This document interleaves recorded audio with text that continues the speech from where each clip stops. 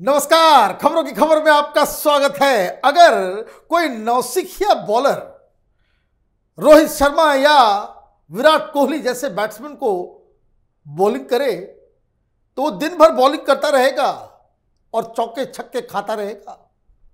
Brazil की team से किसी स्कूल की टीम को भिड़ा दिया जाए फुटबॉल के मैदान में तो 90 मिनट पूरा गेम खत्म हो जाएगा और ये नौसिखिए छोटे छोटे बच्चे एमेच्योर वो फुटबॉल को अपने पैर से छू भी नहीं पाएंगे पूरे मैच में।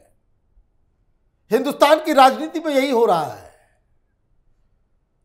जो राजनीति का पितामह है विपक्षी राजनीति का, उन्होंने एक ऐसा खेल खेल दिया कि जिससे चार नेताओं की नींद उड़ गई। आज मीटिंग पे मीटिंग्स हो रही हैं। वो चार कौन से लोग हैं, वो कौन नेता हैं, उनके बारे में जानना और समझना जरूरी है कि जिसे एक ही झटके में शरद पवार ने निपटा दिया या यूं कहें उनकी लंका लगा दी। एक दिल्ली में एसओएस कॉल, नीतीश कुमार जी आइए, बहुत बड़ी मुसीबत में फंस गया हूं। नीतीश कुमार भी कहते हैं कि मैं भी फंस गया, मैं भी आ रहा हूं। दिक्कत क्या है? शरद पवार ने विपक्षी एकता के नाम पे जो ढोल बजाया जा रहा था उस ढोल को ही फोड़ दिया। पिछले 3 दिनों से शरद पवार ये कह रहे थे कि राहुल गांधी और ये जो 19 पार्टियां सुप्रीम कोर्ट के दरवाजे पे जाकर के गिड़गिड़ा रही है, भीख मांग रही है कि ईडी सीबीआई से बचाओ।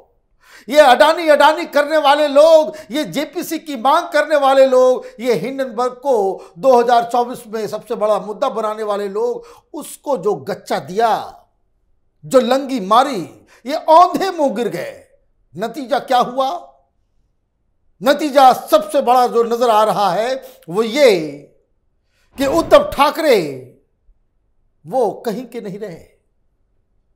मीटिंग्स हो रही हैं। शरद पवार के बयान के बाद कल उद्धव ठाकरे शरद पवार से मिलने उनके घर गए।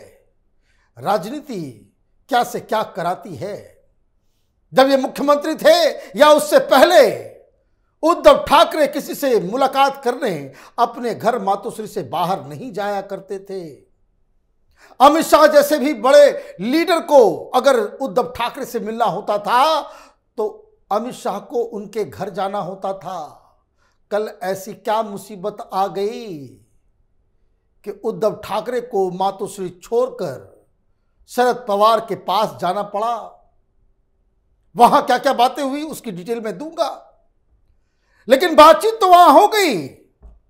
कल शाम कल की बात खत्म हुई और आज सवेरे एक नया बॉम्ब फूट गया। बताया जा रहा है कि कुछ देर बाद अजित पवार साहब, एकनाथ शिंदे और देवेंद्र फडणवीस से मिलने जा रहे हैं।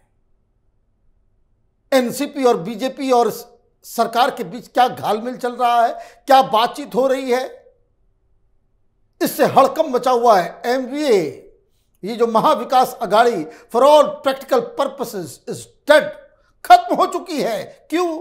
क्योंकि नाना पटोले वो मीडिया को बता रहे हैं कि हमारे पास प्लान बी तैयार है। तो प्लान ए क्या है? प्लान बी तो तब बनाई जाती है जब आपका प्लान ए फेल हो जाता है। प्लान ए क्या था? तो उधर एक नया बवाल मचा हुआ है। कोई कुछ बोल नहीं रहा, सारे लोग चुप हैं। और उधर बयान वो राहुल के खिलाफ देते हैं। मालूम चलता है नीतीश कुमार और राहुल गांधी 1.5 घंटे की मीटिंग अभी जस्ट खत्म हुई।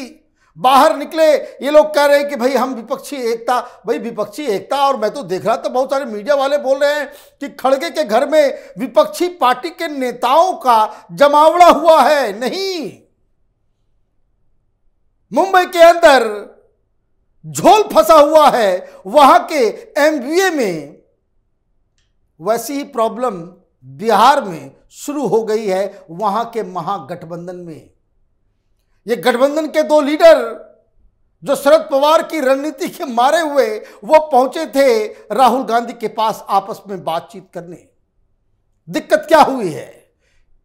ऐसा क्या कर दिया शरद पवार ने कि ये तीन नेता माथापच्ची कर रहे हैं? चौथे की भी बात मैं बता रहा हूं।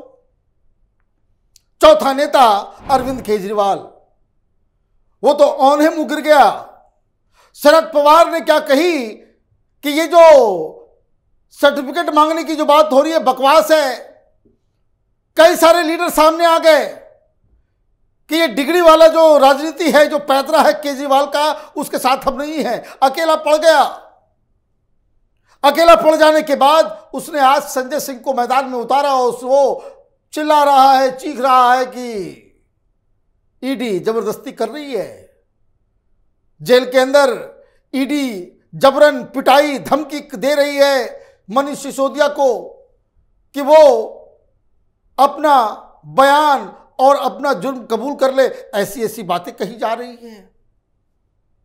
तो हुआ ये है कि राहुल गांधी को समझ में आ गया कि शरद पवार इस पूरे एनडीए को अपने हिसाब से चलाना चाहते हैं। और क्यों नहीं? वो इसलिए क्योंकि शरद पवार के अलावा कोई दूसरा लीडर नहीं है इस महागठबंधन में, इस तथाकथित विपक्षी पार्टियों के जमावड़े में, जो किसी 5 लीडर को इकट्ठा करके वो अपने आदेश को लागू करवा सके। सीनियर मोस्ट लीडर हैं, इसलिए उनका क्लेम ज्यादा है। क्योंकि चूंकि सोनिया गांधी अब एक्टिव राजनीति में नहीं है, खड़गे साहब को राजनीति उतनी समझ में नहीं आती, इतना ज्यादा उनका पीआर नहीं है अलग अलग पॉलिटिकल पार्टीज के पास के साथ। तो शरद पवार को आपने ठिकाना लगाने की कोशिश की तो शरद पवार ने पलटवार किया। और पलटवार का नतीजा यह हुआ कि राहुल गांधी ने जो जो मुद्दे उठाए उसको उन्होंने कहा कि भाई डस्टबिन में उसको डालो। राहुल गांधी तो माने नहीं। सोनिया गांधी एक चिट्ठी, एक लेख लिखकर शरद पवार को मनाने की कोशिश की, वो बेकार जा रहा है। तो मीटिंग हुई इस बात को लेकर के कि नीतीश कुमार शरद पवार की रोल को अदा करें। नीतीश कुमार अब कह चुके कि हम अब प्रधानमंत्री के रेस में नहीं हैं। उनको मालूम है, हर जो कहते कि एक्सपीरियंस शख्स होगा उसको ये मालूम है 2024 में कोई वैकेंसी नहीं है, प्रधानमंत्री मोदी को हराया नहीं जा सकता। लेकिन इस खेल में कोई रोल अदा किया जा सकता है। नीतीश कुमार आज उसी चक्कर में वहां पहुंचे थे, क्योंकि एक राय बहुत सारे लोगों की नहीं है। ममता बनर्जी स्वयं बनना चाहती है, नीतीश कुमार पे कांग्रेस पार्टी एग्री नहीं है, सीपीआई एग्री नहीं है, सीपीएम एग्री नहीं है, शरद पवार एग्री नहीं है कि नीतीश कुमार होते कौन है, क्यों प्रधानमंत्री का चेहरा बने। शरद पवार वो वेट लगा रहे हैं ममता बनर्जी के ऊपर। ममता बनर्जी को शरद पवार का वरद हस्त मालूम को मिला हुआ है, तो ममता बनर्जी को भी कैंसिल करना है। तो शरद पवार तो उसमें रहेंगे नहीं। तो शरद पवार का रोल कि सारे विपक्षी पार्टियों को इकट्ठा कौन करे? राहुल गांधी की हैसियत में तो है नहीं वो, राहुल गांधी की इतनी काबिलियत भी नहीं है। तो आज 1.5 घंटे की मीटिंग हुई कि नीतीश कुमार ने अपने कलेजे पे पत्थर रखकर ये इस एग्रीमेंट के साथ कि वो चेहरा नहीं बनेंगे, बल्कि वो उस भूमिका को अदा करेंगे जहां गठबंधन बनाने के लिए एक लीडर, एक सूत्रधार की जरूरत होती है। राहुल गांधी और नीतीश कुमार ने आज फिर प्रेस कॉन्फ्रेंस किया। सबसे बड़ा संकेत उससे क्या मिलता है? राहुल गांधी कहते हैं कि हम सारे विपक्षियों को एक साथ करना चाहते हैं। मुद्दा जो उन्होंने गिनाया उसमें अडानी गायब था, मतलब अडानी पे कॉम्प्रोमाइज कर गए राहुल गांधी। अब राहुल गांधी अडानी और सावरकर को बता करके किस मुसीबत में वो फंसे हैं अब उनको समझ में आ रहा है। थोड़ी थोड़ी समझदारी जरूरी होती है राजनीति में कभी कभी। तो आज राहुल गांधी जो खुद को ना अब विपक्ष का चेहरा बता सकते, ना हटा सकते, कांग्रेस पार्टी ना आगे बढ़ सकती, ना पीछे जा सकती, ना लीडरशिप का रोल अदा कर सकती, ये सब शरद पवार के चाल की वजह से। और इसलिए शरद पवार का रिप्लेसमेंट ढूंढ रही कांग्रेस पार्टी नीतीश कुमार को सामने लेकर के आई है। लेकिन इसका खामियाजा क्या हो रहा है? खामियाजा ये हो रहा है कि विपक्षी पार्टियों के बीच और उनके खेमे से इस तरह का संदेश जा रहा है कि अभी युद्ध शुरू हुआ नहीं, आपस में ही ये लोग लड़ रहे हैं। दूसरा नतीजा क्या निकल रहा है कि जिस हिसाब से शिवसेना कांग्रेस पार्टी की पिछलग्गू पार्टी बन गई, जिस तरीके से भारत जोड़ो यात्रा से लेकर के हर चीज में कांग्रेस के साथ साथ इतनी सारी समस्याओं के बावजूद कि वो सावरकर को गालियां देते हैं, सब कुछ करते हैं, लेकिन संजय राउत कांग्रेस को साथ छोड़ने को तैयार नहीं, तो एनसीपी ने अपना प्लान भी तैयार कर लिया। वैसे कुछ देर बाद अजित पवार और देवेंद्र फडणवीस और एकनाथ शिंदे की मीटिंग होने वाली है।